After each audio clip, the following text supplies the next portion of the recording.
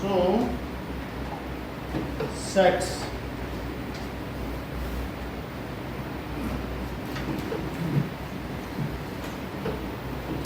what does it mean by set? Set is collection of well defined objects.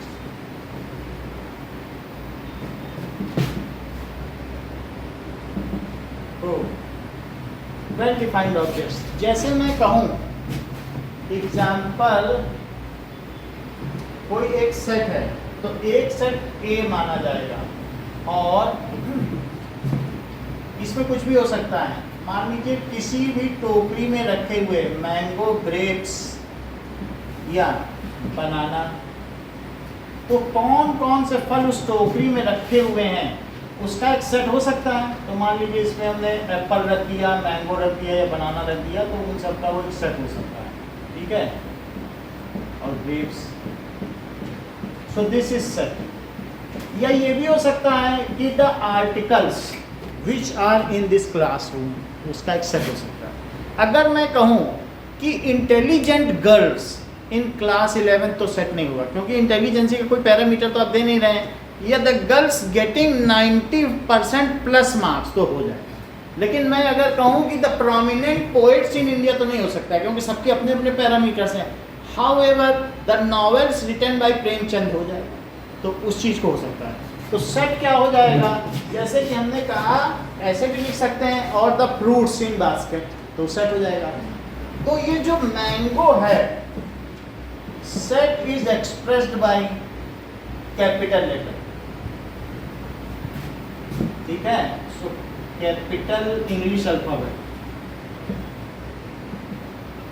A B C, ऐसे कुछ भी किसी तरीके से एक्सप्रेस कर दो। एंड जो भी whatever comes under set are elements, जो ये चीज है तो एलिमेंट्स कम्स अंडर सेट। तो ये जैसे मैंगो है, तो मैंगो यहाँ क्या हो गया, mango is element and it belongs, ये किसको बिलोंग कर रहा है, and it belongs to set A, तो सेट ए को बिलोंग कर रहा है।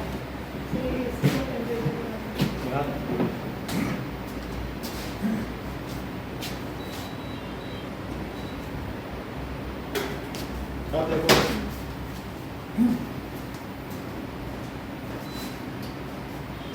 ना, ऐसे और भी सेट हो सकते हैं। जो वेल डिफाइंड होगा वही सेट होगा। जरा पहला इसमें देखो, पहले पेज में ऑड नंबर्स लेस देन 10, क्या ये सेट हो सकता है? रिवर्स ऑफ इंडिया हो सकती है, देखो उसमें रिवर्स ऑफ इंडिया आई।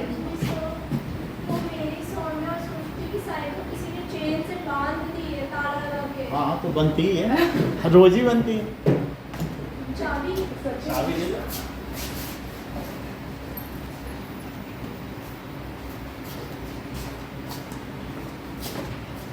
ठीक है, दे जाना ऊपर। अब जरा देखो, ये देखिए the vowels of English alphabet हो सकता है sir. Various kinds of triangle, scalene, isosceles, कुछ भी हो सकता है। Triangles, right angle triangle, equilateral triangle, तो ये सब हो सकते हैं। क्या 210 के प्राइम फैक्टर सेट हो सकते हैं? 210, तो 210 के जो जो फैक्टर्स होंगे प्राइम फैक्टर्स, वो सेट हो सकते हैं। सॉल्यूशन ऑफ इक्वेशन, तो किसी इक्वेशन को सॉल्व किया, अगर वो कह देता सेट जो भी है, सो दीज आर 2 and 3, तो एक सेट होगा और उसके जो भी सॉल्यूशंस होंगे 2 और 3 लिखे जाएंगे। तो इसके जो सॉल्यूशंस होंगे, जैसे मैं कहूँ कि द एलिमेंट्स ऑफ क्लासरूम, मैं नहीं बताना चाहता हूँ, लेकिन कोई पता लगा तो उसमें लिख सकता है। कोई आके लिख लेगा ये चीज़ें हैं, तो बिलोंगिंग्स हो जाएंगी, तो सेट हो जाएगा ना। अब जरा देखो कुछ चीज़ें हम देखें अगले पेज पे। जो आर है उसे क्या कहते हैं? क्या रियल नंबर? रियल नंबर कौन से 2 तरीके के होते हैं? बोलो। That is Q and S. Q से तुम क्या समझती हो Saumya? That is rational number या कोशेंट। Rational number. कोशेंट का क्या मतलब है? क्यू। दैट इज जो पी बाई क्यू के फॉर्म में लिखा जाए वही तो कोशेंट होता है। और एस का क्या मतलब है? सर्ड्स। Irrational number. सर्ड से तुम क्या समझती हो? सर्ड का मतलब है जैसे 2 की power 1/2 which can not be solve. 2 की पावर 1/3 क्या सॉल्व कर लोगे 2 का क्यू रूट? और 2 का 5th रूट क्या सॉल्व कर लोगे? ये सब सर्ड है। अगर 4 की पावर 1/2 लिखा जाए तो क्या सर्ड होगा? नहीं होगा, क्योंकि वो एक तरीके का परफेक्ट स्क्वायर है। अगर मैं 8 की पावर 1/3 लिख दूं तो क्या सर्ड होगा? क्योंकि परफेक्ट क्यूब है। तो these are not surd and these are surds. बोलो बात समझ आ गई? अच्छा, क्यूब के बारे में तो आपको मालूम है रेशनल नंबर क्या क्या होते हैं। तो जो रेशनल नंबर हैं ये दो तरीके के हो सकते हैं, जेड हो सकते हैं और फ्रैक्शन। जेड को कहते हैं ज़ेलन, that is complete number. Complete number की 3 कैटेगरी हैं, that is Z minus, Z zero और जेड प्लस। जेड प्लस का दूसरा नाम है नेचुरल नंबर, और इन दोनों को मिला दिया जाए तो जेड जीरो जीरो ही है, और ये क्या है -1 -2 -3, और ये क्या है 1 2। इसमें इतनी बात समझ आ गई? ठीक है, अब जरा देखो,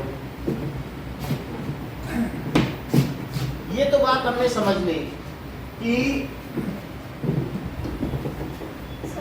हाँ ठीक। और ताला चाबी कहाँ है? हाँ ठीक। ये देखो, सेट को हम एक सर्कल से रिप्रेजेंट कर सकते हैं। तो अगर मैं कहूँ 1 2 3, तो 1 2 3 के बाहर अगर मैं इसमें 0 जोड़ दूँ तो ये अभी नेचुरल नंबर है, लेकिन 0 जोड़ने से क्या हो गया? Whole number. लेकिन अगर इसके भी बाहर -1 -2 और -3 हो तो इसको मिला के क्या हो गया? ये है, इसके साथ मिला तो ये हो गया। अब ये खुद ही एक सेट है जो कि जेड माइनस है, लेकिन ये दोनों किसके अंदर में आ गए? These comes under capital Z.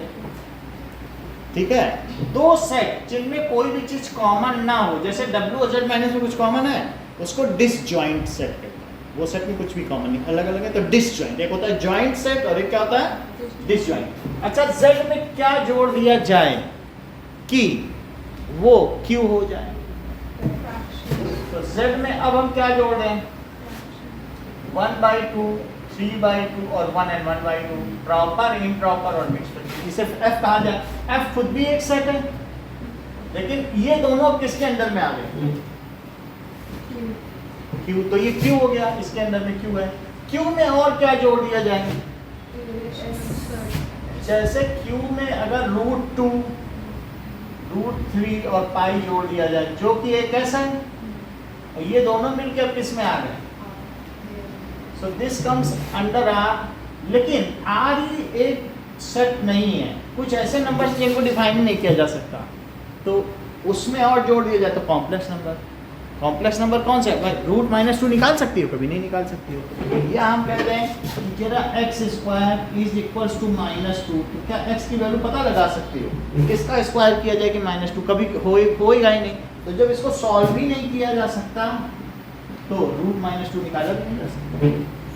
तो इस तरीके से √-2, √-1 ये जब मिला दिया जाए तो इससे भी बड़ा सेट बनता है, उसको कहते हैं कॉम्प्लेक्स नंबर, जो तुम्हारी इस बुक का 5वां चैप्टर है, हम बाद में देख लेंगे। लेकिन Z को क्या कहेंगे? बोलो, कॉम्प्लेक्स। बोलो, बात समझ आ गई कि नहीं? उस रियल नंबर उन सबको मिला दो तो कॉम्प्लेक्स नंबर। ओके, तो हमने इतना समझ लिया। अब जरा अगले पेज के जो नोटेशंस हैं उन पे ध्यान दो। तो n किसे कहते हैं? बोलो,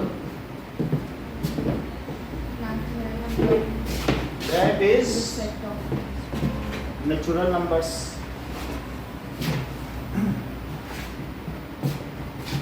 में क्या आ जाएगा?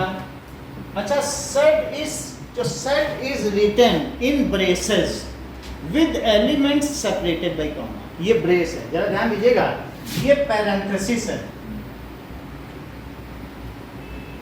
इसको कहते हैं ब्रेसेस और इसको कहते हैं ब्रैकेट। तो हम ब्रेसेस की बात करते हैं। So the elements of set are written in, ठीक है, under braces separated by comma. ये ब्रेसेस है। और यहां पर जैसे 1 है तो 1 बिलोंग्स टू एन है क्या? बोलो, 1 बिलोंग कर रहा है तो इसको ऐसे लिखेंगे, 1 बिलोंग्स टू। ये ग्रीक वर्ड है जिसको एप्सिलॉन कहते हैं। जैसे बहुत सारे सिंबल हैं, इसको अल्फा कहते हैं, इसको बीटा कहते हैं, इसी तरह से इसको क्या कहते हैं? एप्सिलॉन। ऐसे ईटा, ऐसे बहुत सारे हैं, उनकी अपनी एक अल्फाबेट है, वो चलती है। ये बीटा, अल्फा, गामा, ऐसे चलता है कि नहीं? ऐसे एप्सिलॉन। समझ में आ गई बात? तो 1 बिलोंग्स टू एन, लेकिन क्या 0 बिलोंग कर रहा है? तो ऐसे लिखेंगे, 0 does not belong.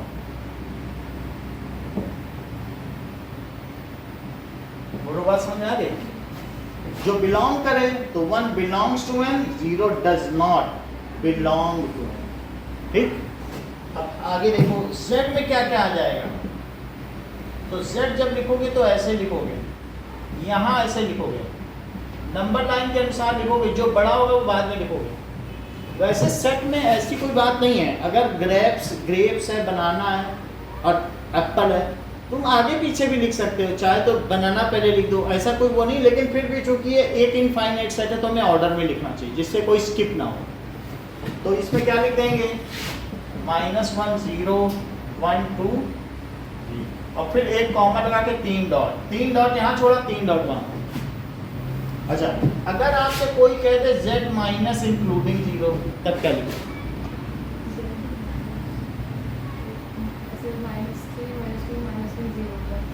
That is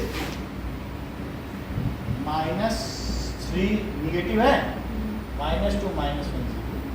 अगर सिर्फ कोई कहे, ये इसको कहेंगे नॉन निगेटिव इंटीजर्स। इसको क्या कहेंगे? ये टर्म बहुत बार यूज होगी।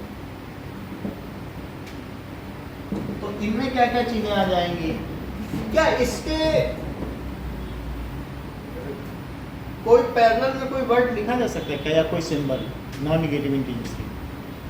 आपके मन में है तो बताओ। कहीं आप इसे होल नंबर करके तो नहीं समझ रहे हो? बोलो। तो होल नंबर भी इसे लिखा जा सकता है। तो ये देखो बुक में ऐसे सिंबल्स दिए हैं। अच्छा, Q प्लस को क्या सोच रहे हो?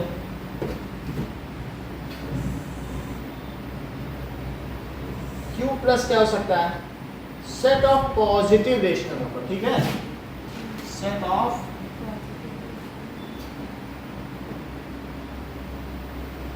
अच्छा, क्या इसको हम इस फॉर्म को कहते हैं? अब इसको जो लिस्टिंग ऑफ एलिमेंट्स कर रहे हैं, लिस्टिंग कर सकते हो कि नहीं कर सकते? Q प्लस को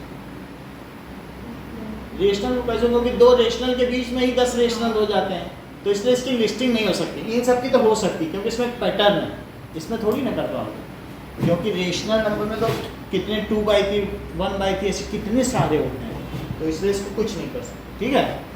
अच्छा, R प्लस 0 को क्या लिखोगे? बोलो। Non negative real numbers, non negative. और आगे देखिए, इस तरीके से इन सभी को लिखा जा सकता है। फिर भी ये well defined set of objects हैं। कुछ चीजें देखें। अब सेट 2 तरीके से रिप्रेजेंट किए जा सकते हैं। Sets can be represented in roster form और सेट बिल्डर फॉर्म। सो क्या ये सभी सेट हैं? ये फाइनाइट सेट है कि नॉन फाइनाइट सेट है? इनकी संख्या सीमित तो है नहीं, ये इनफाइनाइट सेट है, क्योंकि इसमें इनफाइनाइट एलिमेंट्स हैं। अब जरा देखो, सेट्स can be represented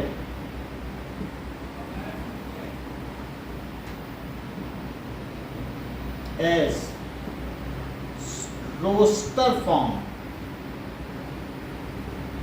और दूसरा है सेट बिल्डर फॉर्म।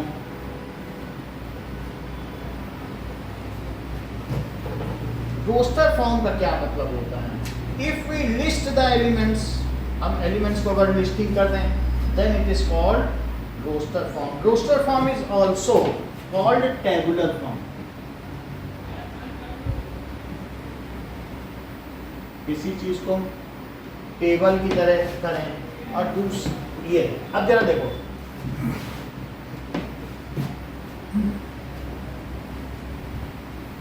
नाउ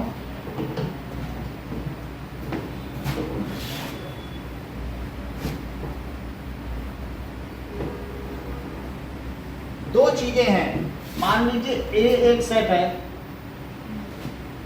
2 4 6 8 ऐसे।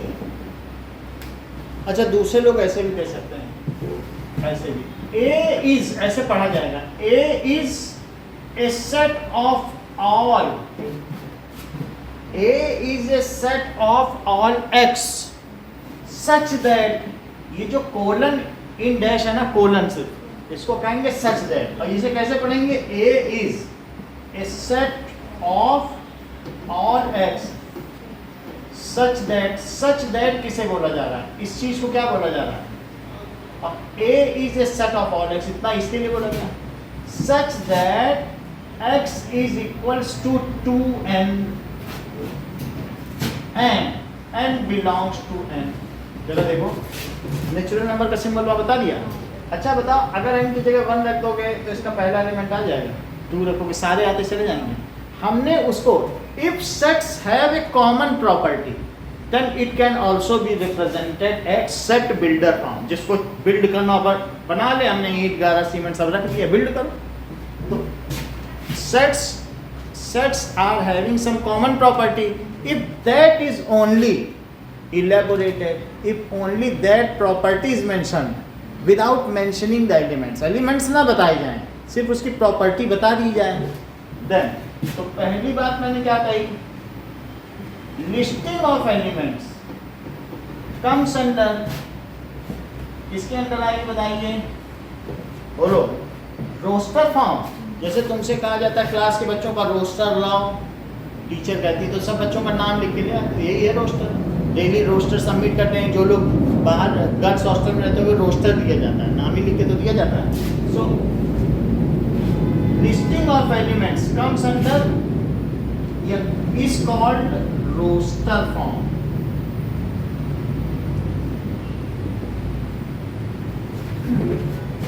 अब दूसरा देखो, if elements of a set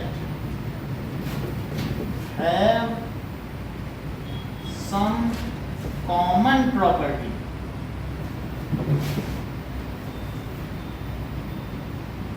and that property is mentioned without listing elements,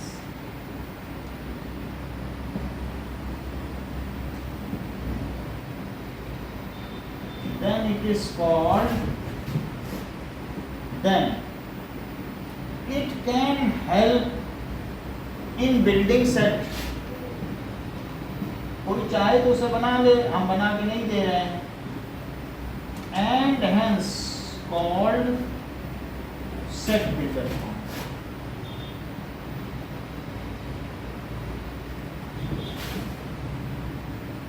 ये सेट बिल्डर फॉर्म हो गई, जबकि ऊपर वाली बात कही गई दोस्तों। आगे फिर और भी बात है, such that x is equal to 2n, और इसे कैसे पढ़ोगे?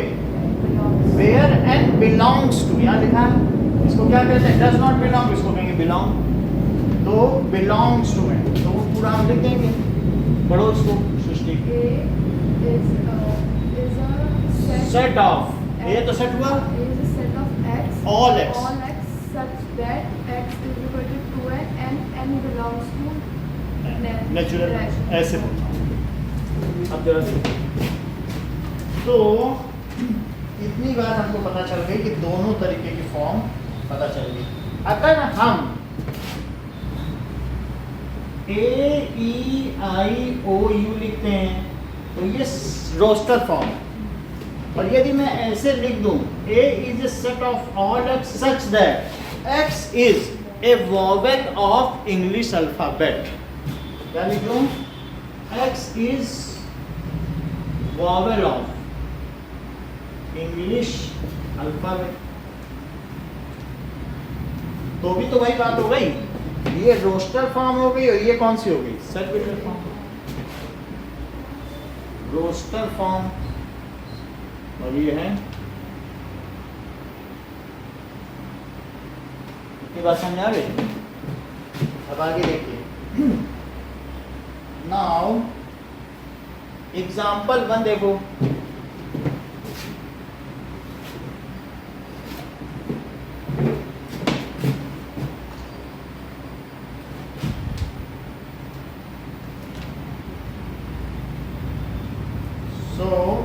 आपको बताया गया है कि इसका जो सलूशन है उसको रोस्टर फॉर्म में लिखिए,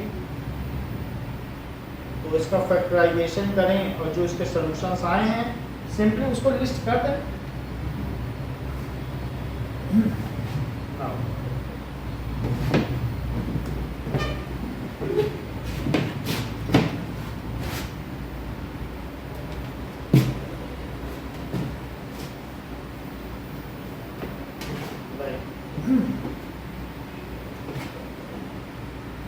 एग्जाम्पल 1, सल्यूशन कहा गया, राइट इट्स सल्यूशन। तो अब ये इसका 1 है और ये -2 है, तो 1 और -2 का जरा प्रोडक्ट करो, दैट कम्स एज -2, इसको स्प्लिट करो, ऐसा स्प्लिट करो कि माइनस, तो -2 और 1 कर दो, इनको ऐड करने पे -1 आ रहा है और इनका प्रोडक्ट करने पे क्या आ रहा है? तो ये चीज़ आ गई second term splitting. So that is x square minus 2x plus x minus 2 is equals to 0. तो x plus 1 और x minus 2 is equals to 0. x comes as -1 and 2. तो अब इसका सेट बनाओ। A is -1 and 2 is desired set in roster form.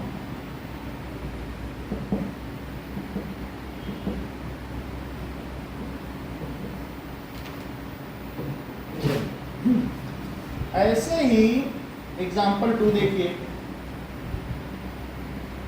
कहा गया है, अब आपसे कह रहा है कि इसको सेट बिल्डर फॉर्म में लिखो।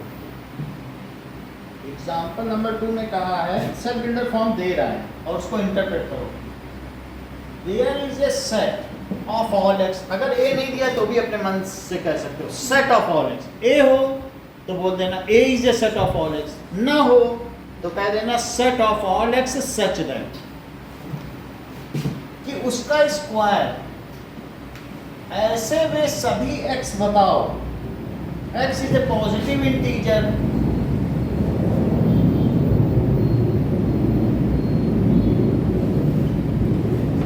And x square is less than 40। वे सभी इंटीजर के बताइए जिनके स्क्वायर 40 से कम हो। तो क्या लिखा जा सकता है? It is equal to that set. जरा सोचो, क्या 1 2 3 4 5 6 लिखा जा सकता है? ये वे नंबर है जिनका स्क्वायर 40 से कम है पॉजिटिव में। आगे देखो, एग्जाम्पल 3। नाउ इसको सेट बिल्डर फॉर्म में लिखो, 1 4 9 16 25। तो सौम्य इसे कैसे सेट बिल्डर फॉर्म में लिखें? A is a set of all x such that, अब बताओ। A is set of all x such that x is equals to n square बहुत अच्छा, x is equals to n square where n belongs to natural number. अगर मैं natural number रखता जाऊं तो यहाँ रखते जाओ क्या x मिलते जाएंगे, और यही वे x है, सही है। तो इस तरीके से हम लिख सकते हैं। एग्जाम्पल 4 देखिए, right the set in set builder form. अब की आपको रोस्टर फॉर्म दे रहा है, दैट इज गिवन एज 1/2, 2/3, 3/4, 4/5, 5/6 और 6/7। तो it is a set of all x such that x किसके इक्वल है, ऊपर लिखो n और नीचे लिखो n+1। अब n की वैल्यू कहाँ से कहाँ तक जा सकती है, अपने आप n+1 की तो चली जाएगी। तो n जो है it belongs to natural number n। n कहाँ से कहाँ तक है बोलो, 1, या ये कह सकते हो and n is less then 7। अपने आप बात हो गई। लेस देन 7 के जितने भी नेचुरल नंबर 1 to 6 रखिए, तो 1 रखोगे 1/2, 2 रखोगे तो ऐसा। तो ये हमने इसको रोस्टर फॉर्म में लिख दिया। अब देखो एग्जांपल नंबर 5, तो पहले का ऑप्शन देखो PRINCL। आपको उस चीज़ को बार बार नहीं लिखना है, सेट में रिपीटिशन ऑफ ऑब्जेक्ट्स नहीं होते एलिमेंट्स। जैसे इस कमरे में 10 चेयर है तो बार बार क्या उस लिस्ट में चेयर चेयर चेयर लिखोगे, ऐसा नहीं होता। सेट में ओनली लिस्टिंग ऑफ ऑब्जेक्ट होता है। तो ये वर्ड किस में आते हैं, तो इस फर्स्ट का ऑप्शन फर्स्ट डी से मैच कर रहा है, दैट एक्स जो भी एक कोई भी लेटर ले लें, क्या ये वर्ड प्रिंसिपल का एक लेटर है क्या, set of all X where X is a letter. क्योंकि हम हमेशा एक एलिमेंट की बात करेंगे, सबकी नहीं। x एक इसमें से कोई होगा, हम एक ही पिकअप करेंगे। जरा सेकंड देखो 0, तो ये क्या हो सकता है, क्या ये C से मैच कर रहा है। x एक इंटीजर है, उसका सोल्यूशन है x+1 1 है, तो 0 ही होगा। और 1 2 3 6 9 18, थर्ड देखिए ये सब किसके डिवाइजर हैं, 18 के, तो फर्स्ट से मैच कर रहा है। 3 और -3 क्या है, दैट इज सोल्यूशन x² = 9 का। अब एक्सरसाइज 1.1 के क्वेश्चंस अपनी कॉपी में करें। तो पहला क्वेश्चन देखिए, तो इसमें क्या है बताइए।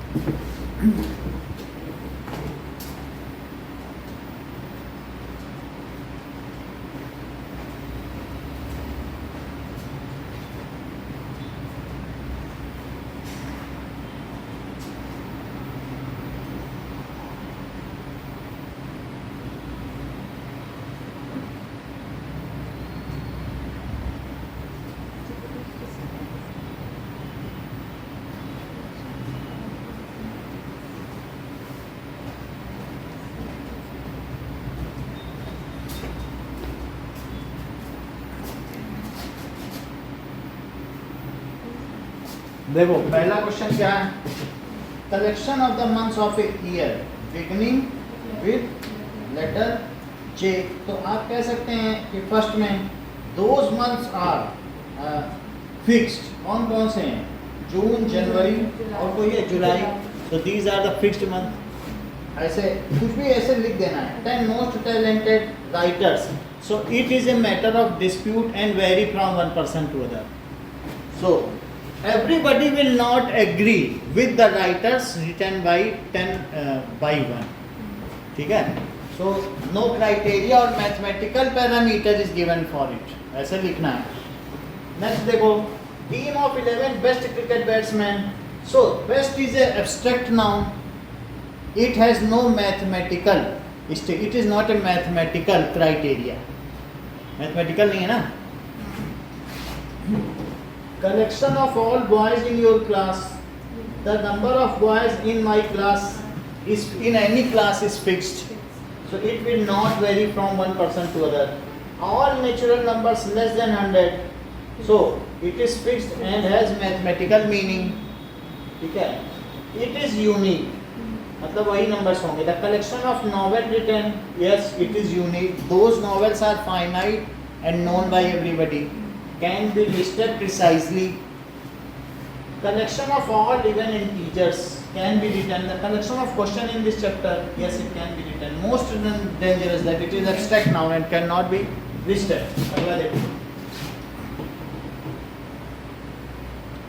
A is 1, 2, 3, 4, 5, 6. 1, 2, 3, 4, 5, 6. अब जरा देखो, इसमें भी आप करें. जो बिलोंग करता है तो लिख दो बिलोंग्स, और डज नॉट का भी हमने आपको बता दिया है. या तो ये सिंबल लगाओ या ये, जो पूछा जा रहा है. तो किस में डज नॉट बिलोंग आएगा? एट में आएगा, 10 में आएगा, और 0 में आएगा. थर्ड क्वेश्चन देखिए. थर्ड क्वेश्चन में क्या है? इसको रोस्टर फॉर्म में लिखिए. इसको अपनी कॉपी पे लिखिए.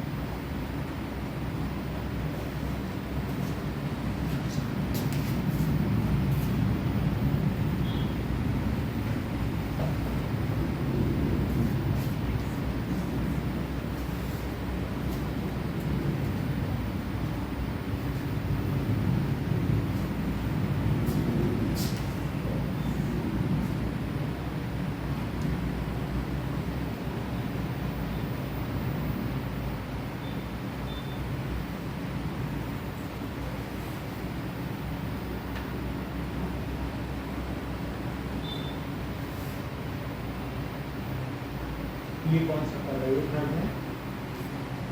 ये 2 डिजिट नंबर ना. अब इसे सारे लिखने हैं. इसमें इनफाइनाइट तो नहीं, ऐसे नहीं छोड़ सकते. सभी लिखो. 44 भी लिखो, 80 भी लिखो.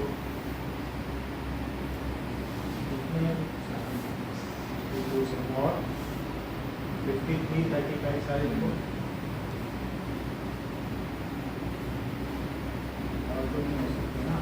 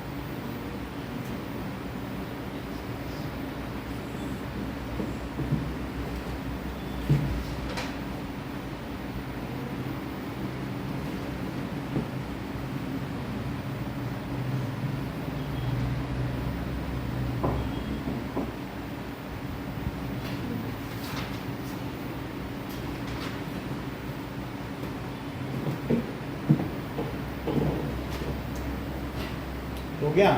एम्प्टी सेट क्या होता है? The set which has no idea.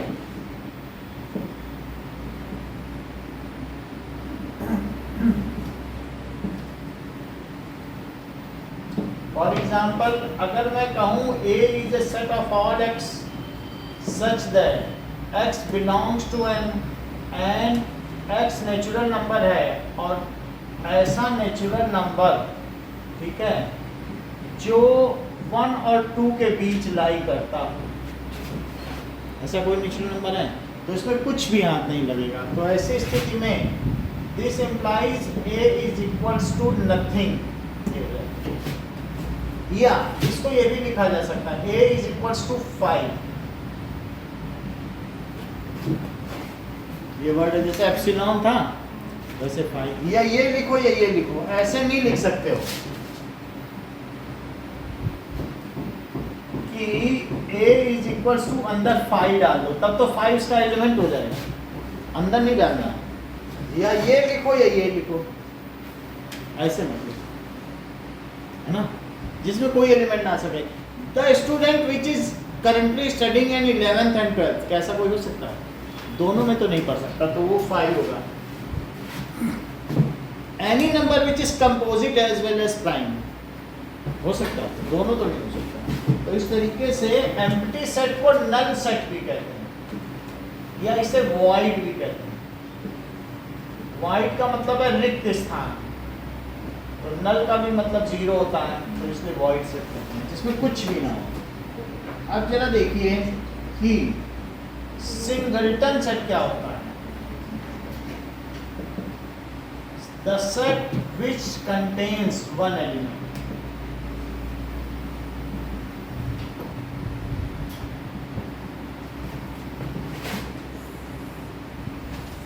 तो जैसे कोई एक सेट है और उसमें कोई एक ही एलिमेंट है तो वो सिंगलटन सेट हो गया। फाइनाइट सेट,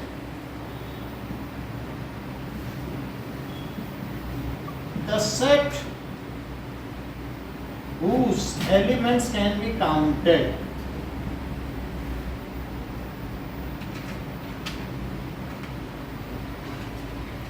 या उनकी संख्या बताई जा सकती है, कैन बी काउंटेड या फिर आर फाइनाइट। तो फाइनाइट सेट ये हो सकता है 1 2 3 4, यही हम क्लोज कर दें। लेकिन जब मैं ऐसे लिखूं 1 2 3 4 और कॉमन लगा के 3 डॉट, तो ये फिर इनफाइनाइट सेट हो जाएगा, क्योंकि अब ये तो नेचुरल नंबर की 4 एलिमेंट्स हैं और यहाँ पर क्या है, इनफाइनाइट होता है जब 3 डॉट लगते हैं ना कॉमा के बाद, हाँ, और कॉमा से पहले भी 3 डॉट लगेंगे। अगर ऐसे आगे लिखा होगा जाएगा। आगे होगा तो हाँ? आगे होगा तो कॉमा से पहले 3 डॉट। हाँ, कॉमा के इधर 3 डॉट्स लगे, तो ये है इनफाइनाइट सेट, क्योंकि ये तो नेचुरल नंबर है। जो हमने शुरू में बोल्ड लेटर्स देखे थे वो सभी इनफाइनाइट के, जैसे n लिखोगे तो ऐसे कलर करके लिखना, तो ये माना जाता है इनफाइनाइट सेट है नेचुरल नंबर के लिए। Q है तो ऐसे लिखना, R ऐसे बनाया जाता है, आप बुक में भी देखो ऐसे लिखा है, Z जब पढ़ा था ध्यान दिया था, ये देखो। तो ये जितने भी सेट्स हैं ये सारे चाहे सेट्स के भी हों, वो सारे क्या हैं, दैट इज ये सारे के सारे infinite set. What is infinite set? So whose number can not be counted, तो जिसके नंबर काउंट नहीं किया जा सके। क्या नल सेट भी एक फाइनाइट सेट है? हाँ, तो वो उसी में आ जाएगा null set. It includes null set also. दो ही तरीके के सेट हैं, सेट को फाइनाइट बोल दो या इनफाइनाइट बोल दो, आपस में तो यही दो कैटेगरी, सिंगलटन सेट वो भी फाइनाइट हो जाएगा। अब जरा देखो infinite set, if number of elements of a set cannot be counted या are unlimited,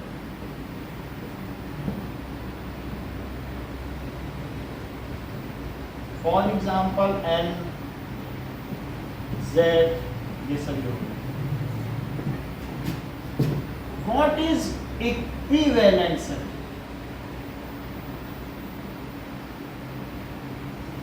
जैसे हमारे पास एक सेट है AEI और दूसरा सेट है B 1 2 3,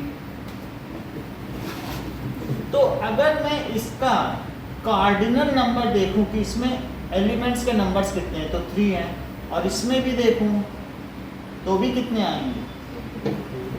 if number of elements in two sets are equal then it is called equivalent. इसको कहते हैं कार्डिनल नंबर। दो ही चीजें होती हैं, एक ऑर्डिनल नंबर है, जैसे तुम्हारी क्लास में क्या पोजीशन है, क्या ऑर्डर है, फर्स्ट सेकंड थर्ड, तो वो ऑर्डिनल नंबर है, और 1 2 3 4 कार्डिनल नंबर। तो if number of elements in two sets are same, that is NA is equals to NB, पाया गया। So A is equivalent set to T. So A is equivalent set, क्योंकि उन दोनों के cardinal number equal थे। अब जरा देखो, what does it mean by equal sets? Equal set क्या है? The sets which have same elements, तब equal set होगा।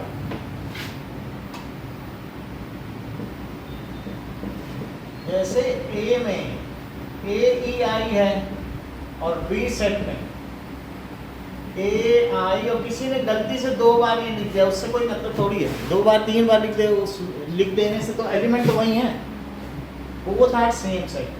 सो बाई पार्ट अगर कोई लिख भी देता है तो कोई बड़ी बात नहीं। तो दीज आर, और नहीं तो नहीं लिखो, बस इतना ही लिखो। So A is equals to B, तब ये इक्वल लगेगा।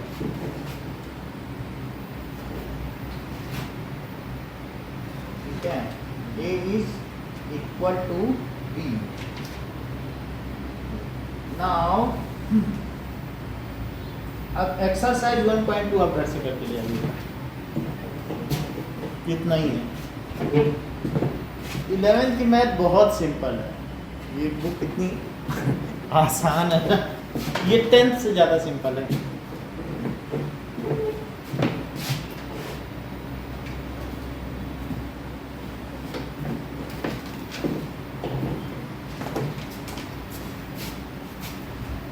तो नेट पे देखोगे ये बुक मिल जाएगी, बस ये बुक खोल लेना।